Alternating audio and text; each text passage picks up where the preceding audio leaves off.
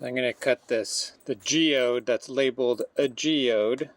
I don't know where it's from, what's inside, if it might be a thunderite, I have no idea. It's also pretty large for my saw, but I think I could go down the middle, and if it gets to be too tall, what I'll do is kind of just rotate it around, and then should be able to like cut it from all sides. So let's see what I can do here.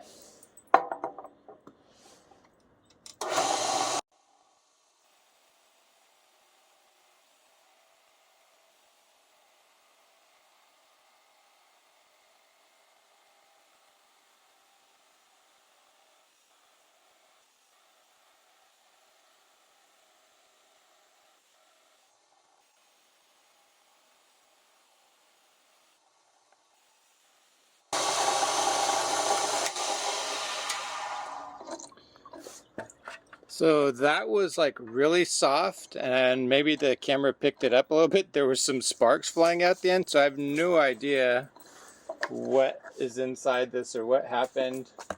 I don't think I was hitting metal, but it's possible, and some things came off. So here it is. Let's see what's inside. Oh wow, that's kind of cool, but like kind of unexpected. It's not all the way through. Let's see. Let me get some close-ups in a second here.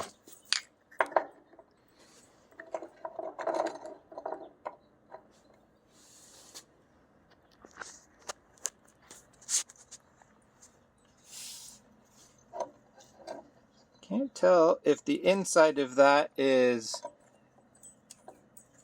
I think it's botryoidal. I don't think it's crystals. It's gray. This side's a little bit deeper. It looks like it cracked over on this side a little bit.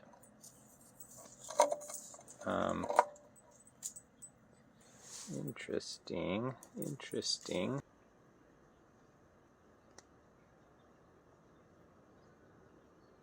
Not what I expected. It is hollow though, which is kind of neat. It's a really different cutting experience because this brown part, the matrix part or whatever you want to call it, is really soft and it was falling apart. And it had this like nodule on this end. I thought that would be kind of the hard end, but all that had was this little bit of chalcedony or whatever inside. And the sparks were down in this area over here, so I think this part was like really hard. That's actually one of the more interesting parts of this, is this like yellow agate kind of looking area over here. And then it got crumbly on the outside, and so bits of it were flying all over the place. Not quite crystallization, but kind of sparkly. It's somewhere between like the botryoidal bubbles and like crystals. I don't know. This is really interesting to me. The other half is pretty cool too, and it's not as deep, but it has more of this kind of yellow agate stuff here. So yeah, that was really exciting, kind of fun experience. Totally different than what I thought was going to happen. So with my DIY setup right here, it's actually really easy to get going and get like a super quick polish, like probably under 5 minutes, depending on what I'm going to do. This is, I want to say 600 to 800 diamond plate. And it's as simple as just kind of turning this thing on. This was a cheap pottery wheel. So I just repurposed it. I think I have a video about it, but pretty simple to get going.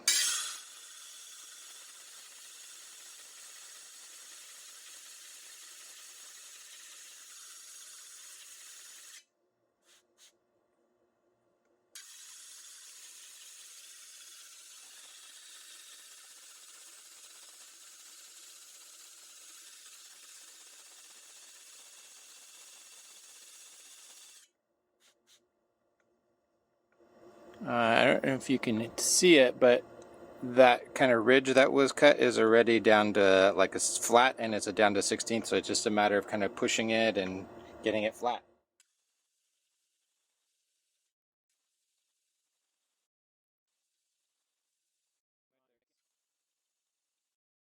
over some sides. Go there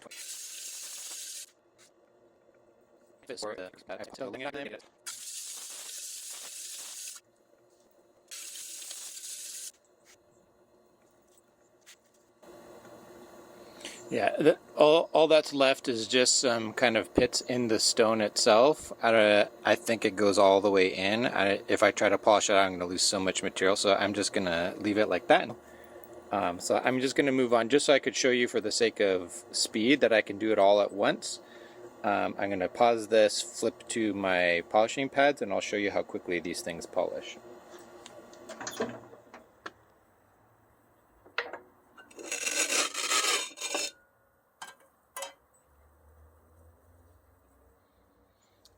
And since it's at 800 or so, my plate, so I'm just going to start with 800 polishing pad.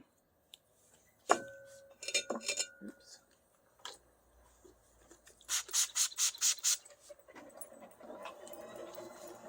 This is a little bit hard because these pads are small. I usually use them for smaller pieces, little cabs. But this should work. It's not an enormous geode or surface, so I should be able to do this.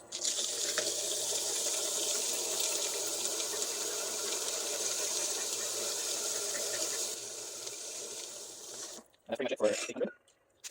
I go to 1000.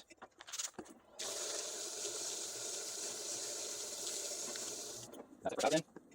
1500.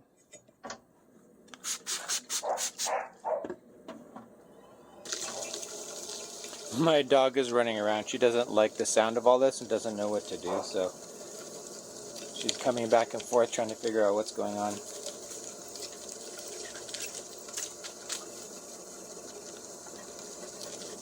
And I can already feel that it's much smoother at 1500. There's less grinding and it feels like polishing already. So I get closer to kind of like 2000. I'm going to have to do this a little bit longer. I'm going to start with 800 diamond plate. I got most of the scratches out. You already see it's not going to have a whole lot of slurry at this point. These tabs look like 5000, just kind of a joke. I think you get 5000, but 3000 for sure.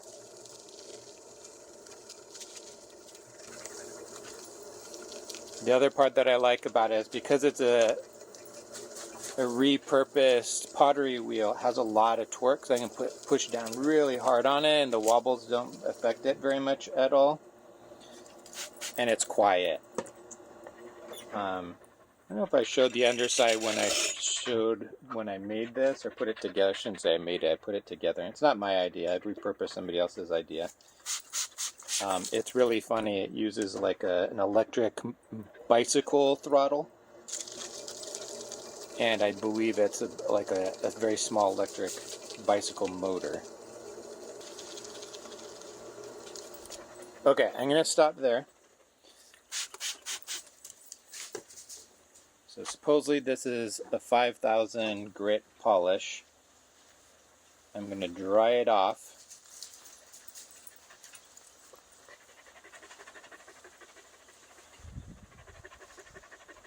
We'll see what I was able to do.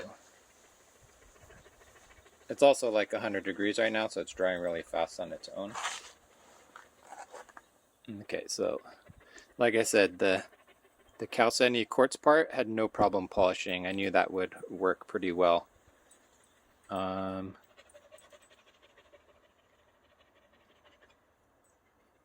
matrix part had a little bit of pitting and cracking, which I knew about.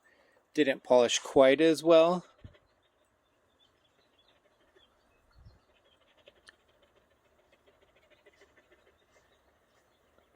But for how long is this video? 5 minutes.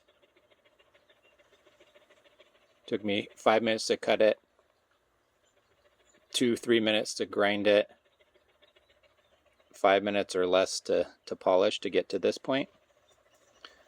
Just kind of proves what you can do if you kind of know the process a little bit and they're just willing to go through it. Here's one more time. I'll take a look in the sun. I don't think it helps with the camera all that much, but I think it does create some contrast, and the sun gives you a lot better kind of surface feel.